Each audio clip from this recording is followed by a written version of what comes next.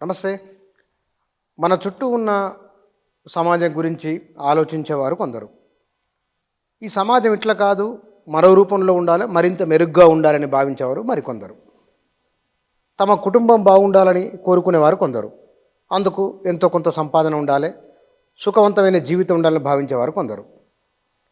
బాగా సంపాదించిన తర్వాత ఇండ్లు, ఆస్తులు, డబ్బులు సంపాదించిన తర్వాత ఇది కాదు జీవితం, మరొకటి ఉంది, మరో రకంగా జీవించాలని భావించేవారు ఇంకొందరు ఉంటారు. అట్లా ఉన్నవారు ఒకరు నా ఎదురు ఉన్నారు. వారు తన సుఖవంతమైన విలాసవంతమైన జీవితాన్ని కాదనుకొని మరొక మార్గాన్ని ఎంచుకున్నారు. వారు మోహన్ రావు గారు నా ఎదురుగున్నారు. వారు ఎంచుకున్న మార్గం ఏమిటి, వారి జీవితం ఏమిటి తెలుసుకుందాం. సార్ నమస్కారం. నమస్కారం. సార్, నాకు మీ గురించి కొందరు చెప్పిన తర్వాత నేను మొదలు ఒకసారి గతంలో మీ దగ్గరికి వచ్చి చూసాను. నేను లంకంత ఇల్లు అని అంటారు మామూలుగా, నిజంగానే ఇల్లు లంకంతనే పెద్ద ఇల్లు. ఇంత ఇంటిలో మీరు భగవద్గీత జ్ఞాన సంబంధమైన ఒక చర్చ లేదా నేర్చుకోవడము, తెలుసుకోవడం అన్నదానికి మీరు ఈ ఇల్లును కేటాయించినట్లు నాకు చెప్పారు కొందరు. ఇటుక చూసి వెళ్ళిపోయాడు. భగవద్గీత మానవ జీవితాన్ని మారుస్తుంది అని మీకు ఎట్లా నమ్మకం వచ్చింది? ఆ తర్వాత మిగతా విషయంలోకి వెళ్దాం. సింపుల్గా చెప్పాలంటే ప్రతి పిల్లవాడికి, అబ్బాయికి కానీ అమ్మాయికి కానీ చిన్నప్పుడే అక్షరాభ్యాసాన్ని చేయిస్తారు. అనేక రకాల అభ్యాసాలు ఉంటాయి, అందులో అక్షరాభ్యాసం అనేది ఒకటి. కరాటే అభ్యాసం అవన్నీ తెలిసినవి. అక్షరాభ్యాసం అనేది దానిలో అక్షరం అనేది కనుక అంటే ఏంటి, అసలు అక్షరం అంటే ఏంటి అనేది కనుక కనీసం ఆ పిల్లలకి అక్షరాభ్యాసం చేయించే రోజుకి వాళ్ళ తల్లిదండ్రులకి ఆ రోజు కన్నా అక్షరం అంటే ఏంటంటే తెలిస్తే జీవితాలు మారిపోతాయి. ఆ రోజు నుంచి శక్తివంతం అవటం మొదలెడతాయి. అసలు అక్షరం అంటే ఏంటి, దాన్ని అభ్యాసం చేయటం వల్ల ప్రయోజనం ఏంటి, అన్లిమిటెడ్ బెనిఫిట్. అక్షరం అంటే తెలిసి దాన్ని ఇది ప్రాక్టీస్ చేస్తే, అభ్యాసం చేస్తే. సో అది తెలియకపోవటం వల్లనే ఫండమెంటల్గా ఏ అక్షరం అనే జ్ఞానం నిజమైన శక్తినిస్తుందో, కానీ అదే అక్షరాభ్యాసం రోజున పిల్లవాడు చేయించినప్పుడు తల్లిదండ్రులకే కాదు వాళ్ళ తాతలకి, అటుపక్క ఇటుపక్క తాతలకు కూడా కొంత టెన్షన్ స్టార్ట్ అవుతుంది. అంటే ఎందుకంటే అక్షరాభ్యాసం తర్వాత నెక్స్ట్ అయ్యేది స్కూల్లో వేయటమే కదా. స్కూల్లో వేయటం అంటే చిన్న స్కూల్లో వెళ్తే ఈ రోజుల్లో ఎందుకు మంచి గవర్నమెంట్ స్కూల్స్ ఉన్నా కూడా వాళ్ళు సరిగ్గా చెప్పరని, వాళ్ళు ఇది బయటని డబ్బులు లేకపోయినా కూడా ప్రైవేట్ స్కూల్లో చేస్తే వాళ్ళు బాగా చెబుతారని, ఫ్యూచర్ బాగుంటుందని. అంటే అర్థం ఏంటి, సరైన స్కూల్లో చేర్చకపోతే మా వాడు భవిష్యత్తు బాగుండదు, వాడు సరిగా బతకలేడు అనేది. బతకలేడు అనే ఆలోచన ఎప్పుడైతే వచ్చిందో టెన్షన్ కదా స్టార్ట్ అయింది ఆటోమేటిక్గా. వాళ్ళ శక్తిని మించిని కూడా ఎక్కువ ఏ స్కూల్ పెట్టాలి. ఒక్కోసారి మా పిల్లలు ఇప్పుడు కాదు, పూర్వకాలంలో స్కూల్లో రోజరీ కాన్వెంట్లో మా అమ్మాయికి అడ్మిషన్ కావాలంటే అసలు వాళ్ళు సీట్ ఇవ్వలేదు. అదేం మంచి స్టాండర్డ్ అని ఇదని దాంతో అని మేము విని అందులో చేర్చాలనుకుంటే, మరి కేవలం డబ్బులు ఒకటే కాదు, కానీ మేము అనుకున్న దీనిలో సీటు దొరుకుతుందా లేదని ఒక సమస్య, అంత డబ్బులు పెట్టకపోతే ఇంకొక సమస్య. నేను 11th క్లాస్ దాకా 6 రూపీస్ ఉండేది నా ట్యూషన్ ఫీజు. మరి ఇక్కడ స్కూల్స్ చూస్తుంటే లక్షల్లో ఉన్నాయి. అవును, స్కూల్ లోపలే. మరి ఎందుకు పెడుతున్నారు ఇంత? ఇది తన తాకతుకు మించి. అలా కాకపోతే ఉన్నతమైన ఎడ్యుకేషన్ ఉండదు, భవిష్యత్తు బాగుండదు, వాళ్ళు బతకలేరు అనే ఆలోచన తల్లిదండ్రుల్లోనూ తాతల్లోనూ ఆ రోజు నుంచి టెన్షన్ క్రియేట్ చేస్తుంది. కానీ అక్షరం అనే పదానికి అర్థం తెలిస్తే ఆ రోజు నుంచే టెన్షన్ తగ్గటం స్టార్ట్ అవ్వాలి. ఏమిటి అర్థం?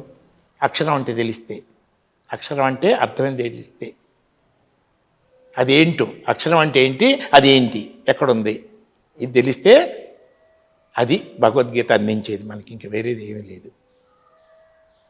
అక్షరం అంటే ఏమిటి, అది ఎక్కడుంది? మరి దానికి భగవద్గీత కూడా రిఫరెన్స్ కూడా కొంచెం అంటున్నారు కాబట్టి చెప్తున్నాను. భగవద్గీతలో 7వ అధ్యాయంలో 18వ శ్లోకంలో జ్ఞాని నేను ఒకటే అన్నాడు. జ్ఞానం ఉన్నవాడు నేను ఒకటే అన్నాడు భగవంతుడు. అసలు ఇంకొకటి కూడా గుర్తుంచుకోవాల్సిన విషయం ఏంటంటే, భగవద్గీత ఎవరి సందేశం అంటే నిత్యం పారాయణం చేసేవాళ్ళు కూడా వచ్చే సమాధానం ఏంటంటే, శ్రీకృష్ణుడి సందేశం అంటారు. కానీ వందల రకాల భగవద్గీతలు మన ముందున్నాయి, వందల మంది వివరణ రాసినాయి. ఒరిజినల్ శ్లోకాలు అన్నిట్లో ఒకటే, కానీ వివరణ మాత్రం వందల మంది కాదు, వేల మంది కూడా రాశారు. కామెంట్రీస్ అంటారు కదా ఇంగ్లీష్లో, వేల మంది కూడా రాశారు. కానీ ఎందులో కూడా, ఏ భగవద్గీతలో కూడా కృష్ణుడు పలికెను చెప్పాను అనే మాట ఎక్కడా లేదు. కృష్ణ పరమాత్మ అనేది కూడా లేదు, కృష్ణ భగవాన్ అనేది కూడా ఎక్కడా లేదు. ఏ పుస్తకంలో పలికెను అనేది. అట్ట మీద బొమ్మలు ఉంటాయి, అట్ట మీద బొమ్మలు ఉంటాయి. మనం ఏదైనా కొన్నప్పుడు పార్సిల్ వస్తే పార్సిల్ మీద రకరకాల బొమ్మలు రకరకాలు ఉంటాయి. కానీ ఎంత బాగున్న పార్సిల్, ఆ ప్యాకింగ్ని వాడుకోం కదా మనం. ప్యాకింగ్ని పక్కన పెట్టి ఇంకో దానికి వాడుకుంటాం, కానీ మన లోపల వస్తువునే కదా. అలా అట్ట మీద కృష్ణుడు అర్జునుడికి చెప్పినట్టు ఉంది, కానీ ఎక్కడ కూడా కృష్ణుడు పలికిననే మాట ఏ భగవద్గీత కూడా లోపల లేనే లేదు. మరి ఎవరు పలికినట్టుంది? శ్రీ భగవాన్ వాచ, భగవంతుడు పలికినట్టుంది. భగవంతుడు అంటే ఎవరు? పుట్టుక లేని, మార్పు లేని, నాశనం లేని, సృష్టి మొత్తం వ్యాపించిన వాడు అని భగవంతుడు తన గురించి తను చెప్పాడు. తన గురించి తను కూడా, ఏది, నాకు పుట్టుక లేదు, మార్పు లేదు, నాశనం లేదు, నేను వ్యక్తం కాను, అందరిలో ఉన్నాను, సమానంగా ఉన్నాను, అందరిలో ఉన్నాను, సమానంగా ఉన్నాను, జీరో డిస్టెన్స్లో ఉన్నాను, నేను లేని చోటంటూ లేదు. అందరికీ ఎక్కడ తెలుస్తున్నానంటే జీరో డిస్టెన్స్లోనే తెలియబడుతున్నాను అందరికీ. అందరిలో ఉన్న నన్ను ఎవరైతే గుర్తిస్తూ ఉంటారో వాడు ఏం చేసినా శక్తివంతంగా ఉంటాడు, ధైర్యంగా ఉంటాడు, ఆనందంగా ఉంటాడు అని చెప్పటం జరిగింది. మరి అసలు ముందు పారాయణం, నిత్యపారాయణం చేసేవాళ్ళు కూడా అది కేవలం కృష్ణుడి సందేశం అనుకుంటే, ముఖ్యంగా ఇస్కాన్ వాళ్ళు అయితే కృష్ణుడే భగవంతుడు, భగవంతుడే కృష్ణుడు అని చెబితే, కృష్ణుడు పుట్టాడు, మార్పు చెందాడు, వ్యక్తమయ్యాడు, చనిపోయాడు, ఎంత గొప్ప పనులు చేసినా. ప్రైమ్ మినిస్టర్ అయినంత మాత్రాన భగవంతుడు దేవుడు కాడు. పోస్ట్ మ్యాన్, అక్కడ పిఎం ఇక్కడ పిఎంఏ, పోస్ట్ మ్యాన్ అయినంత మాత్రాన మనిషి కాకుండా పోడు. ఎంతో తేడాలు ఉన్నాయి కెపాసిటీస్లో. ఇప్పుడు సర్కస్లో చూడండి, మనిషిని రెండు ముక్కలు చేసిన వాళ్ళు, చూపించిన వాళ్ళు, గొప్ప కార్యాలు చేసిన వాళ్ళు కూడా ఉన్నారు. కానీ కొంతమంది ఎక్కువ లీలలు చేశారు, ఘనకార్యాలు చేశారు. చివరికి అందరూ పోయిన వాళ్ళే, ఏ ఒక్కళ్ళు కూడా ఉన్నవాళ్ళు కాదు. సో పుట్టి పెరిగి చాలా ఘనకార్యాలు చేసి పోయినా కృష్ణుడు ఎక్కడ? పుట్టుక లేని, మార్పు లేని, నాశనం లేని, సృష్టి మొత్తం వ్యాపించి అన్నిటికీ ఆధారమై ఎప్పుడు 24 గంటలు ప్రతి ఒక్కరికి ప్రత్యక్షంగా తెలియబడుతున్న భగవంతుడు ఎక్కడ? సో ఈ జ్ఞానం తెలుసుకున్నవాడు, అంటే అక్షరం అంటే తెలిస్తే జ్ఞానం తెలిసినట్టే.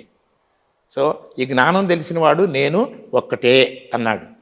అంటే దాని ప్రకారం చూస్తే నన్ను నేను తెలుసుకుంటే, నన్ను నేను అంటే నా జుట్టు గురించి కాదు, నా చర్మం గురించి కాదు, నా పొట్ట గురించి కాదు, నా ఎత్తు, నా లావు, నా బరువు, నా చదువులు గురించి కాదు. నేను నేను నేను అనేది ఏదైతే ఉన్నదో దాన్ని తెలుసుకున్న బుద్ధి గలవాడు భగవంతుడు ఒకటే. నేను అతను అలాంటి బుద్ధి గల, జ్ఞానం గలవాడు ఒకటే అని చెప్పడం జరిగిందనమాట. ఎందుకంటే అతను అందరిలో సమానంగా ఉన్నాడు కాబట్టి. సో మనలో ఉన్న సత్యాన్ని, భగవంతుడు అంటే సత్యం, అసలు అక్షరం అంటే మార్పు లేనిది, నాశనం లేనిది. నాశనం లేనిదాన్ని మనం సత్యం అంటాం. సో ఆ సత్యాన్ని తెలుసుకుంటే నేను ఎక్కడున్నాను అన్నాడు భగవంతుడు సత్యం అంటున్నాడు. నాకు పుట్టుక లేదు, మార్పు లేదు, నాశనం లేదు అంటున్నాడు. అందరిలో ఉన్నాను అంటున్నాడు. మరి అందరిలో ఉన్న సత్యాన్ని తెలుసుకుంటే, అంటే నాలో ఉన్న సత్యాన్ని తెలుసుకుంటే నాలో ఉన్న భగవంతుని తెలుసుకున్నట్టే. సత్యానికి నిజానికి తేడా ఏమన్నా ఉందా? నిజం అంటే నిజం అనండి, యథార్థం అనండి, ఇదనండి, అవన్నీ మనం డెఫినేషన్ ఇచ్చుకోవడంలో ఉంటుంది. ఎప్పుడు మార్పు చెందని, నాశనం లేనిది సత్యం. ఎప్పుడు ఇది మనం డెఫినేషన్ కూడా అనుకోవాలి. ఎందుకంటే ఒక్కొక్కళ్ళు ఒక్కొక్క రకంగా మాట్లాడవచ్చు. ఎప్పుడు నిన్న మీతో వస్తానన్నాను, ఇవాళ రాలేదు, అట్లా సో మెనీ థింగ్స్ జరుగుతాయి. మాట మీద నిలబెట్టుకుంటే విలువ పెరుగుతుంది అంతే. నేను మాట నిలబెట్టుకుంటే విలువ పెరుగుతుంది. కానీ మూర్ఖంగా మాట నిలబెట్టుకుంటేనేమో భీష్ముడిలాగా సర్వనాశనం అవుతుంది. ఇక్కడ మనం ప్రారంభంలో ఒక మాట, అక్షరం అంటే ఏమిటి, జ్ఞానము, ఇవి తెలుసుకుంటే మనిషికి వేదన ఉండదు అనేది. ఇవాళ మనం 2025లో మాట్లాడుతున్నాం. ఒక 500 సంవత్సరాల కింద, ఒక 1000 ఏళ్ల కింద తీసుకుంటే కనుక దూర్చేటి ఒక పద్యంలో చెప్పిన మాట, నరుండట్లవు టెరింగిన్ సదాకాంతల వర్ధములు తను నిక్కంబనుచు మోహార్ణవ భ్రాంతి చెంది చరించును గాని పరమార్థంపైన నీ యందు చింతాకంతయు చింత నిలిపాడు శ్రీకాళహస్తీశ్వర. అంటే అంటే పరమార్థం తెలుసుకోలేడు అంటున్నారు కదా. అదే. పరమార్థం అంటే అక్షరం సత్యాన్ని తెలుసుకోకుండా ఉన్నాడు అన్ని చేసినా. అంటే మానవ పరిణామ క్రమంలో ఇట్లే ఉన్నాడు, మానవుడైతే మారట్లేదు. ఆయన ఎంత చెప్పుకుంటూ వచ్చినా ఇట్లే ఉన్నాడా? ఎంతున్నా అన్ని సమస్యలకి దీనికి అల్టిమేట్ థింగ్ అంటే ఒకటి సత్యాన్ని తెలుసుకోవటం. ఇక్కడ కూడా ఏమన్నాను, అక్షర అభ్యాసం అన్నాం. అక్షరాన్ని తెలుసుకోవటం ఒకటి, తెలుసుకోగానే అక్షరం ఆ స్థితిలో ఉండం. అభ్యాసం అంటే దాన్ని మాటి మాటికి గుర్తు చేసుకొని దాన్ని ఎక్కువగా అనుభవించటం. ఇప్పుడు ఒకసారి పలకరించి రావటం వేరు, రెగ్యులర్గా వెళ్ళి దాన్ని మొక్కకి డైలీ నీళ్లు పెట్టడం వేరు. ఒకసారి మొక్క ఇది చేయటం వేరు, దాన్ని డైలీ నీళ్లు పోసి ఇది చేయటం, అది పెరుగుతూ ఉంటుంది కదా. సో అభ్యాసం అంటే ఏదైతే అక్షరమో దాన్ని గుర్తించి దాన్ని మాటి మాటికి గుర్తు చేసుకోవటం. ఇక్కడ ఏంటంటే ఏమీ లేదు, నేను నేను నేను అనేది నన్ను నేను తెలుసుకుంటే భగవంతుడిని తెలుసుకున్నట్టే, భగవంతుడిని తెలుసుకుంటే నన్ను తెలుసుకున్నట్టే, ఏ ఒక్కటి తెలుసుకున్నా సరిపోద్ది. నేను అనేది అసలు నేను, నాది కాదు, నాది కాదు. నేను అనేది మార్పు లేని సత్యము. ఎందుకంటే ఏమన్నాడు, భగవంతుడు సత్యము, నాశనం లేనివాడు. మరి జ్ఞానం తెలిసినవాడు నేను ఒకటే అన్నాడు. జ్ఞానం తెలిసినవాడు నేను సత్యమని గుర్తించాలి కదా. మరి నేను సత్యం అంటే నా శరీరం మారుతుంది, నా మనసు మారుతుంది, నా బుద్ధి మారుతుంది, నా డ్రెస్సులు మారుతున్నాయి, నా ఇష్టాలు మారుతున్నాయి, నాది నాది నాది అన్నీ మారుతున్నాయి కదా. అన్నీ మారుతున్నప్పుడు మరి నాది ముఖ్యమా నేను ముఖ్యమా? నాది నేను రెండు ఒకటేనా? నేననేది ఒకటి ఉందా లేదా? మరి నేను ముఖ్యమో, అవునా? ఎవరైనా 2 ఎంటుకలు రాలినప్పుడు బాధపడతాడు, ఎట్టెందుకైనా. 4 ఎంటుకలు రాలుతాయో అని భయపడతాడు. ఒక ఎగ్జామ్లో 4 మార్కులు తక్కువ అని బాధపడతాడు. ఇంకో నెక్స్ట్ ఎగ్జామ్ ఏమవుతుందని భయపడతాడు చిన్నాటికి 100 సార్లు. అవును, 100 సార్లు.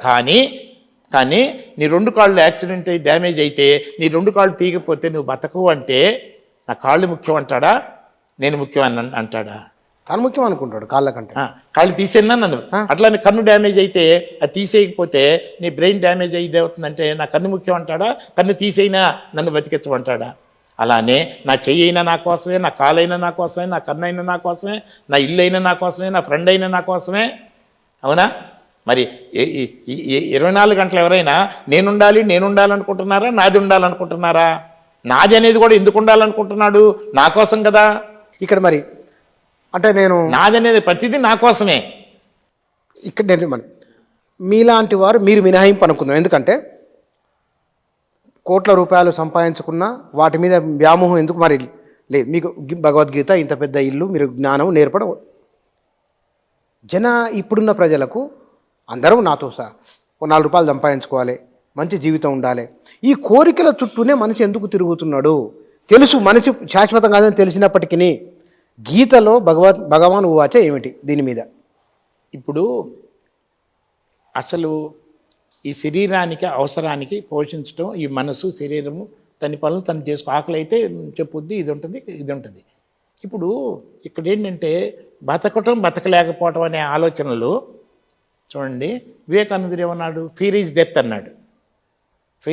ఇప్పుడు ఆకలి అయింది శరీరానికి, దాహమైంది, సింపుల్. చిన్న జంతువుల దగ్గర నుంచి, అవునా, చిన్న దోమ దగ్గర నుంచి ఆకలి అయితే పాపం అది ఏం చేసుకోవాలో అది చేసుకుంటుంది. పెద్ద ఏనుగు దగ్గర నుంచి అది ఏం కావాలో అది చేసుకుంటుంది. అసలు జంతువులుగా ఉన్నంత ప్రశాంతత మనలో లేదు కదా. అసలు జంతువుల కన్నా ఎంత ఫ్లెక్సిబుల్ బాడీ మనది, అవునా? ఎన్నో రకాల ఫ్లెక్సిబుల్ బాడీ. అదే కాకుండా మన తెలివినే కాకుండా ప్రపంచంలో ఇప్పుడున్న 800 కోట్ల మంది కాకుండా అంతకుముందు వచ్చిపోయిన కొన్ని వేల కోట్ల జనాలు కనిపెట్టినవి కూడా ఈరోజు మనం వాడుకునే అవకాశాన్ని కలిగి ఉన్నాం.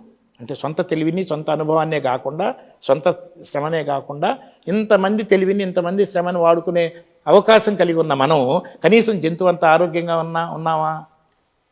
మరి ఆరోగ్యమే మహాభాగ్యం అని ఏ జంతువు అన్నదు ప్రత్యేకంగా, అవునా? ఆరోగ్యమే మహాభాగ్యం అని. మరి ఆరోగ్యమే మహాభాగ్యం అంటే మనం మరి జంతువు అంత ఆరోగ్యంగా ఉన్నావా? మరి నీ తెలివితేటను వాడుకుంటున్నావు, ప్రతి జంతువుని కూడా వాడుకునే తెలివితేటలు కలిగి ఉన్నావు. ఇన్ని కోట్ల మంది కనిపెట్టిన ప్రతిదాన్ని వాడుకునే అవకాశం కలిగి ఉన్నావు. కనీసం జంతువు అంత ఆరోగ్యంగా ఎందుకు లేవు? ఇది ఆలోచిస్తే తగ్గిమాటికి దేనికి ఎంత ఇంపార్టెన్స్ ఇవ్వాలో దానికి అంత ఇంపార్టెన్స్ ఇచ్చుకుంటే జీవితం నడుచుద్ది ఆటోమేటిక్గానే, అవునా? 10 సంవత్సరాల నాడు ఏదో జరిగిన దానికి ఇప్పుడు బాధపడుతున్నాం, కోపం తెచ్చుకుంటున్నాం, ద్వేషంగా కలిగి ఉన్నాం. ఇందాక నేను అక్షరాభ్యాసం చెప్పిన సిచ్యుయేషన్లో తల్లిదండ్రులే కాదు టెన్షన్ పడుతుంది, తాతలు కూడా టెన్షన్ పడుతున్నారు. వీళ్ళ తాతలు ఆల్రెడీ 70 ఏళ్ళు వచ్చిన తర్వాత కూడా. అంటే అర్థం ఏంటి? వాడి భవిష్యత్తు ఏమవుద్దని వీళ్ళకి ఇప్పుడు కూడా టెన్షన్. అవునా? అంటే అర్థం ఏంటి? ఎప్పుడో ఏమవుతాడో ఏం జరుగుతుందో అని లేని బతుకు గురించి లేని ఇది గ్యారంటీగా చనిపోవడం జరుగుతుంది కదా. మరి దాని గురించి అట్లయితే బతకలేరు, ఇట్లయితే బతకలేరు, టెన్షన్ ఎందుకు పెట్టుకుంటున్నావు? అసలు టెన్షన్ మనిషిని అనుభవించేటప్పుడు అసలు టెన్షన్ పడుతున్నాడు అనుకోండి, బాధపడుతున్నాడు అనుకోండి, మనిషిలో తెలివి తగ్గుతుందా పెరుగుతుందా? పెరుగుతుంది కదా. మరి టెన్షన్ ఉన్నప్పుడు శరీరం ఆరోగ్యం కూడా దెబ్బతింటుంది కదా. టెన్షన్ ఉన్నప్పుడు మరి ప్రశాంతత ఉండదు కదా, నరకాన్ని అనుభవిస్తాడు కదా. నరకాన్ని అనుభవిస్తుంటే ఆ క్షణాలు చనిపోయి ఉన్నట్టే లెక్కగా వేసుకోవాలి కదా. అవునా? మరి అలాంటప్పుడు ఎప్పుడో ఏదో అవుతామని ఈ అబ్బాయి మనవడ యొక్క అక్షరాభ్యాసం టైంలో తాతలు కూడా టెన్షన్ పడుతున్నారంటే దేన్ని అనిపిస్తున్నారు వీళ్ళు? వాడు ఎప్పుడో చచ్చిపోతాడు, అది లేకపోతే బతకలేదని. కనీసం కొన్ని సంవత్సరాలు బతికిన తర్వాత ఇంత ఆపేక్ష ఎందుకు ఉంటుంది మానవులకు? ఎందుకు ఉంటుంది అట్లా? మానవులకే కాదు, జంతువులకైనా సరే వాటి సంతానాన్ని కాపాడుకోవాలనే ఒక ప్రేమ ఉంటుంది కదా. ఎందుకు అంత ఆప్యాయత, ప్రేమ, ఆపేక్ష? అసత్యాన్ని ఏ మనసు కూడా, అంటే ఏ బుద్ధి కూడా, మనసు అన్న బుద్ధి రెండు ఒకదాన్ని కలిసి పనిచేస్తాయిలేండి. ఏ మనసు కూడా అసత్యాన్ని భరించలేదు, పరమ అసత్యాన్ని అసలు భరించలేదు. ఏ మనసు కూడా, నీ మనసు అయినా నా మనసు అయినా. ఆ పరమాసత్యాలు ఏంటంటే నేను తక్కువ అనేది పరమాసత్యం. ఏ మనసు కూడా భరించలేక విపరీతమైన బాధపడుతున్న ఒక పరమాసత్యం నేను తక్కువ అనేది. లేని తక్కువతనాన్ని ఊహించుకొని ఆ తక్కువతనాన్ని భరించలేక, అసత్యం కాబట్టి భరించలేక ఆ వెలితితో, ఇన్ఫీరియారిటీతో, అసంతృప్తితో అది ఎక్కువైతే చివరికి భరించలేక సూసైడ్ కూడా. ఇది ఒక అసత్యం. నేను తక్కువ అనేది ఒక పరమ అసత్యం. అసత్యం నేను తక్కువ అనేది. తర్వాత నేను చస్తాను అనేది ఇంకొక పరమ అసత్యం. కాబట్టి ఎవడు చావటానికి ఇష్టం ఉండదు, అది అసత్యం కాబట్టి. కానీ అసత్యాన్నే ఉన్నట్టుగా ఊహించుకొని అసత్యం లేని అసత్యాన్ని ఊహించుకొని దాన్ని భరించలేక ఎప్పుడో ఊహించుకున్న మరణాన్ని ఇప్పుడు అజ్ఞానంతో అనుభవిస్తూ అనేక సార్లు చస్తున్నాడు మనిషి. ఏమవుతానో అన్నప్పుడల్లా అది కాకపోతే బతకలేము, ఇది కాకపోతే బతకలేము. ఏదుంటే బతుకుతాడు? లక్షల కోట్లు వచ్చినా, 1000 డిగ్రీలు చదువుకున్నా, 100 డిగ్రీలు చదువుకున్నా, ప్రపంచంలో 800 కోట్ల మంది సహాయం చేసినా, సకల దేవతలు సహాయం చేసినా ఈ శరీరం ఉండేది కాదు కదా. కాబట్టి ఈ శరీరం గ్యారంటీగా పోతుంది. శరీరం పోతే పోతుంది, కానీ నేను పోతాననేది, నేను చస్తాననేది, శరీరం పోతే నేను పోతాననేది, నాకు లేని మరణాన్ని నేను ఊహించుకుంటాము. నాకు లేని మరణాన్ని నేను ఊహించుకొని దాన్ని భరించలేక భయం పేరుతో మరణాన్ని ప్రతి నిమిషం అనుభవిస్తూ సర్వశక్తులు పోగొట్టుకొని అలానే లేని తక్కువతనాన్ని ఏ ఒక్కడు కూడా నేను తక్కువ అనేది భరించలేడు, ఎంతటి వాడైనా. మీరు ఈ రెండు పరమ అసత్యాల్లో వల్ల మనిషి నరకాన్ని అనుభవిస్తున్నాడు. నేను తక్కువ అనేది పరమ అసత్యం, నేను మరణిస్తాను అనేది పరమ అసత్యం. సత్యం ఏమిటి? సత్యం ఏంటంటే నేను అనేది సత్యం, నాకు పరిమితి లేదనేది సత్యం. ఎట్లా? ఏదైతే మార్పు లేదో అది నాశనం కాదు కదా. ఏదైతే మార్పు చెందదో, మార్పు చెందేయే కదా నాశనం అయ్యాయి. మార్పు చెందనేది నాశనం కాదు కదా. ప్రకృతిలో నాశనం కాదంటూ లేదు కదా. రాయిలో కూడా మార్పు వస్తుంది. ఎండాకాలంలో రాళ్ళు భగవద్గీత చెప్పిన ఈ ఒక్క మాటే మిస్ అవ్వటం వల్లనే మన వాళ్ళు పొందాల్సిన బెనిఫిట్ని పొందలేకపోతున్నారు. భగవద్గీతలో నీకు మరణం లేదు అని చెబుతున్నాడు, అది నువ్వు తెలుసుకుంటే నేను ఒకటే అని చెబుతున్నాడు. 2 నిమిషాల్లో ఓపెన్ మైండ్తో ఉంటే వినేవాళ్ళు కానీ ఎవరన్నా తెలుసుకోవచ్చు. కానీ ఎడిక్ట్ అయ్యాం కాబట్టి నిలబెట్టుకోవడం కొంచెం కష్టం. అందుకనే అక్షరాన్ని తెలుసుకోవడం కొంచెం తేలికనే, దానికి శ్రద్ధ కావాలి. అక్షరం అంటే సత్యం, అంటే మార్పు లేనిది, అంటే నాశనం లేనిది. దాన్ని తెలుసుకోవడానికి కావాల్సింది శ్రద్ధ, కీన్ ఇంట్రెస్ట్ తెలుసుకోవటానికి. కానీ నిలబెట్టుకోవడానికి కావాల్సింది రెగ్యులర్ ప్రాక్టీస్. అందుకనే అభ్యాసం అన్నాడు. అక్షరాన్ని అభ్యసించటం, సత్యాన్ని అభ్యసించటం. సో ముందు తెలుసుకుంటే అభ్యాసం అనేది తర్వాత మాట. ఒక ఇది తాగుడికి అలవాటు ఎడిక్ట్ అయిపోయి కుటుంబాన్ని కూడా నాశనం చేసుకున్న ఒకతనికి తను డ్రింక్కి ఎడిక్ట్ అయ్యానని, వ్యసనానికి, తాగుడుకి వ్యసనానికి అయిపోయానని అతనికి తెలుసు, కానీ బయటపడలేకపోతున్నాడు. కానీ మనం నేను ఇంతే, నేను పోతాను అనే అజ్ఞానపు ఆలోచనలకి ఎడిక్ట్ అయ్యామని కూడా సంగతి తెలియదు. అంటే నేను సత్యము అనే సంగతి మనుషులకు తెలియదనే సంగతి కూడా తెలియదు. ఏ నేను ఉండాలని అనుకుంటున్నాడో, ఏ నేను యొక్క మరణాన్ని సహించలేడో, ఏ నేను యొక్క తక్కువతనాన్ని సహించలేడో, ఆ నేను తక్కువ కాదు, మార్పు చెందదు, నాశనం కాదు అనే సంగతి తెలియదనే సంగతి కూడా తెలియదు.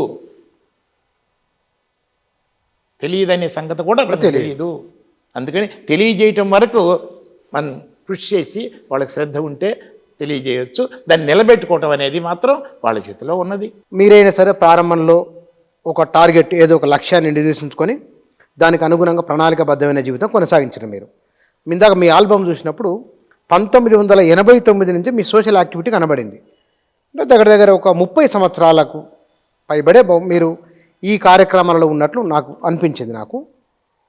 మీరు మీరు అనుకుంటే మంచి జీవితం ఎంతో, నేను అన్ని కోట్లు నేను చెప్పలేను, కానీ నేను ఇప్పుడు మంచి జీవితాన్ని గడుపుతున్నానని నేను అనుకుంటున్నాను. దీన్ని మించిన మంచి జీవితం వేరేది ఏది ఉండదని నేను నమ్ముతున్నాను. మీరు అనుభవంలో కూడా ఉంది. కోట్లాది రూపాయలు సంపాదించినప్పుడు లేని ఆనందము ఇప్పుడు ఎందుకు వచ్చింది? టీకి అలవాటు పడ్డవాళ్ళు, విస్కీ బీరు తాగే వాళ్ళని నువ్వు తాగొద్దంటావు తప్పు. టీలో ఇంత ఆనందం ఉంటుంది అంటే మత్తు కలిగిస్తుంది.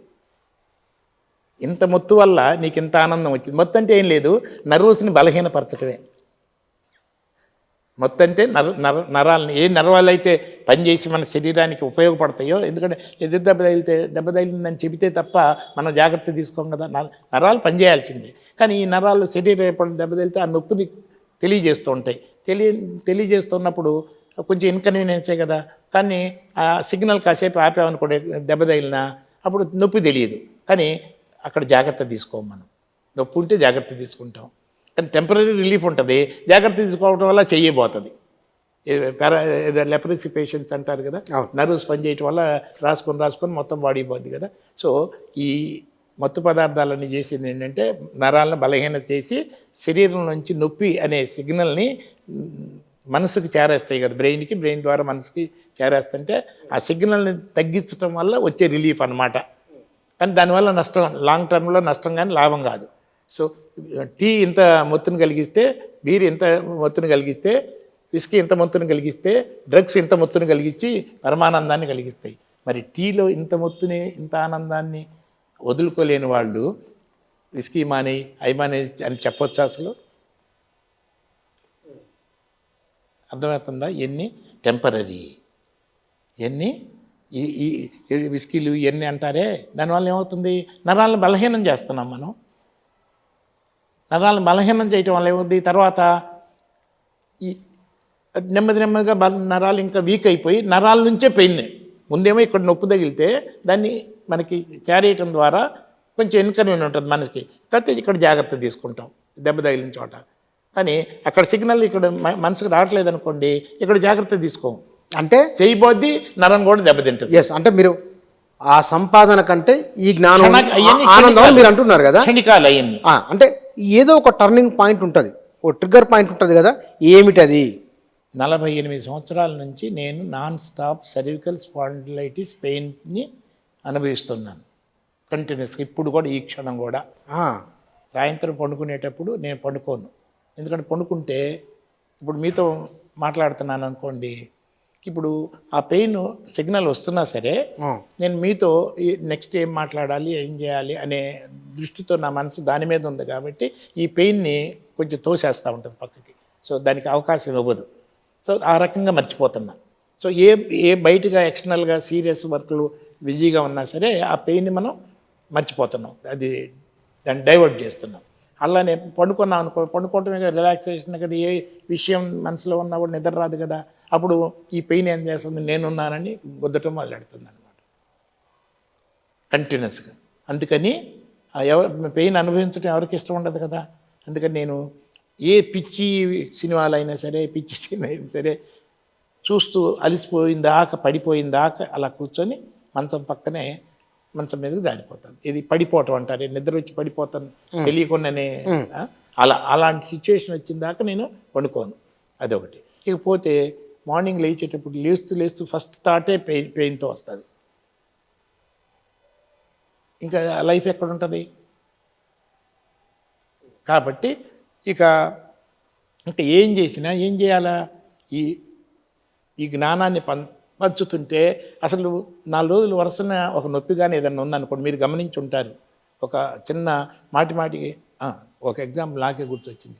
మేము చదువుకునే రోజుల్లో నేను ఫైనల్ ఇయర్ చదువుతుంటే, అంతకుముందు ఫైనల్ ఇయర్ చదువుకునే కుర్రవాడు వచ్చి కడుపు నొప్పి వచ్చి ఎగ్జామ్ రాయలేక వెళ్ళిపోయాడు. మళ్ళీ నెక్స్ట్ బ్యాచ్లో వచ్చి మళ్ళీ కడుపులో నొప్పి వచ్చింది ఎగ్జామ్ మధ్యలో. లేదు, నా స్లిప్పర్స్ కూడా తీసుకొని వెళ్ళిపోయి ట్రైన్ కింద పడిపోయాడు. అయ్యో, భరించలేక. అంటే నొప్పిని తీసేయగలిగితే పర్లేదు, తీసేయలేనప్పుడు ఆ బాధను భరించలేక కొంతమంది డిప్రెషన్కి వెళ్ళిపోయి ఆ డిప్రెషన్లో సొల్యూషన్ ఏమి ఎత్తుకుంటారంటే ఇలాంటిది ఎత్తుకుంటారు. మరి 48 సంవత్సరాలు బాధపడుతూ కూడా డిప్రెషన్కి వెళ్ళలేకుండా ఉన్నానంటే, ఒక 2 నిమిషాలు కనుక దాని గురించి అల్లితే కళ్ళెమ్మడి నీళ్ళు కూడా వస్తాయి. ఎందుకంటే అది తీయటానికి అవకాశం లేదు కదా నాకు. అవును. సో ఇమీడియట్గా ఏంటంటే ఈ జ్ఞానం ఉంది కాబట్టి నవ్వుకుంటాను. అంటే I'm allowing my mind to give space for the pain.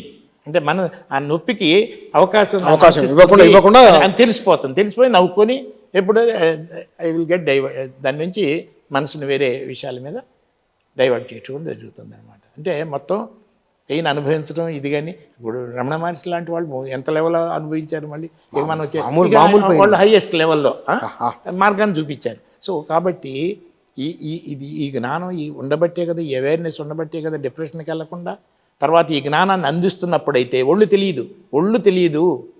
ముఖ్యంగా సెమినార్ కండక్ట్ చేసుకున్న టైంలో వాళ్ళకి ఎంతసేపు ఏం చెప్పాలి, దానివల్ల వాళ్ళకి ఎట్లా బెనిఫిట్ కలిగించాలో, వాళ్ళు ఎన్నో చిన్నదానికి పెద్దదానికి బాధపడుతున్నారు, భయపడుతున్నారు, సీట్లు రావట్లేదని ఇదని అదని.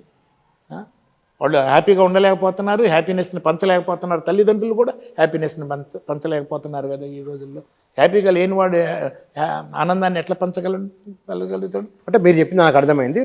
రమణుల వారు చెప్పిన మాట, హూ యామ్ ఐ, నేనెవరు, నేనంటే అక్షరం, నేనంటే సత్యం. అసలు నేనంటే అక్షరం, నేనంటే సత్యం, నేనంటే మార్పు లేనిది. కాబట్టి నేను తక్కువ అనేది పరమసత్యం, నేను చస్తాను అనేది పరమసత్యం. అంతే. నేను అక్షరం అనేదాన్ని ఇందాక కంక్లూడ్ చేయలేదు. ఒక నిమిషం చెప్పమంటే, అక్షరం అనేది ఎట్లానో, ఇప్పుడు మీరున్నారు ఇంత వయసులో, సరే 1వ తరగతిలో అనుకుందాం. 1వ తరగతిలో మీ ఫోటో ఉంది మీకు, ఇప్పుడు కూడా మీకు ఫోటో ఉంది. ఆ ఫోటో చూపించి మీకు, అరే ఇదా మీ ఫోటో, 1వ తరగతి చదువుతున్నారు అప్పుడు, సరే అప్పటి నుంచి మరి ఎత్తు తేడా ఉందంటే, నా ఎత్తు మారింది, నా లావు మారింది, నా మనసు మారింది, నా బుద్ధి మారింది, నా డ్రెస్సులు మారినాయి, నా ఇష్టాలు మారినాయి, నా ఫ్రెండ్స్ మారినాయి, నా మనసులో ఉన్న సమాచారం మారింది. అవునా? ఎన్ని అని చెప్తారు కానీ ఆ ఎత్తు ఈ ఎత్తు, ఆ లావు ఈ లావు అని చెప్పరుగా. ఏ ఒక్కటి కూడా అన్నీ మారుతూనే ఉన్నాయి కదా. సరే అన్నీ అట్లా మారినా ఇప్పుడు కూడా ఎన్నో కణాలు చచ్చిపోతానే ఉన్నాయి కదా. ఇప్పుడు కూడా ఈ క్షణం కూడా చనిపోతానే ఉన్నాయి కదా. ఈ మారేది ఏది సత్యాలు కాదు కదా.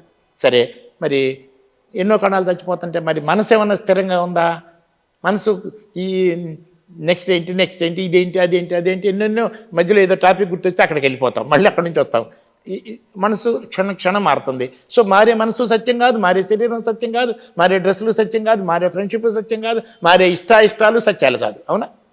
ఏది సత్యం కాదు. మరి బుద్ధి ఉంటే, బుద్ధి లేక పనిచేసాను ఇప్పుడు బుద్ధి వచ్చిందని ఎన్నిసార్లు అనుకుంటాం మనం? ఎన్నిసార్లు తప్పుడు నిర్ణయాలు తీసుకుంటాం మనం? అంటే బుద్ధి ఉన్న బుద్ధి ఉంది, బుద్ధి లేని బుద్ధి ఉంది కదా.